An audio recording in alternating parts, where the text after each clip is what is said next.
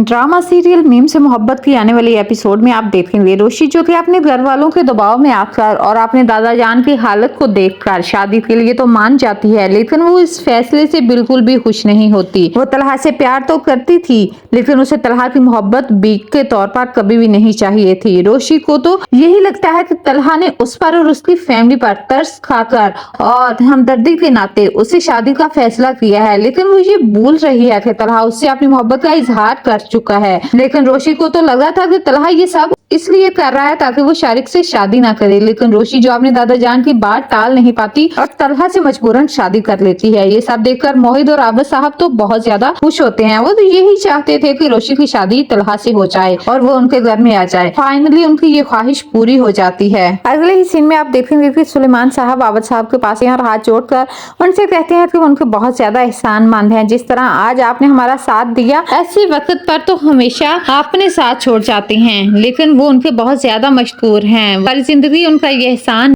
उतार पाएंगे। यहाँ पर अब्बास साहब सुलेमान साहब से कहते हैं वो ये कैसी बातें कर रहे हैं, हमने आप पर कोई भी एहसान नहीं किया, बल्कि एहसान तो आपने किया है अपनी प्यारी और चुलबुली बेटी हमें देकर। अब आप रोशी के बारे में बिल्कुल भी फिक्रमंद ना होइएगा। मैं रोशी को अपनी बहू नहीं बेटी बनाकर लेकर जा रहा हूँ और मैं आपको इस बात की यकीन दहानी करवाता हूँ कि आपको कभी भी अपने फैसले पर पछतावा नहीं होगा। अगले ही सीन में आप देखेंगे कि रोशी जब तलहा के घर पहुँचती है तो उसे रह रहकर अपनी इंसल्ट याद आ रही होती है। जिस तरह तलहा ने उसे इंसल्ट करके अपने घर से और अपनी जिंदगी से निकाला था, ये बातें वो बोल ही नहीं पा रही होती। वो गुस्से से पागल हो रही होती है, लेकिन वो चाह कर भी कुछ नहीं कर पाती। वो मोहित के कमरे में चली जाती है और वहाँ जाकर खूब गुस्सा अपने कपड़ों पर निकालती है। वो अपना दुपट्टा उतार कर फेंक देती है और रोने लग जाती है। जब मोहित अपने कमरे में आता है, रोशी को इस तरह देखता है तो वो बहुत ज्यादा परेशान हो जाता है। यहाँ रोशी अपने आप को संभालती है क्योंकि वो ये नहीं चाहती कि मोहित उसकी वजह से परेशान हो, इसलिए वो जल्दी से अपने आंसू साफ करती है। मोहित जो कि बहुत ज्यादा खुश होता है और वो रोशी से कहता है कि अब वो हमेशा के लिए उनके घर आ गई है और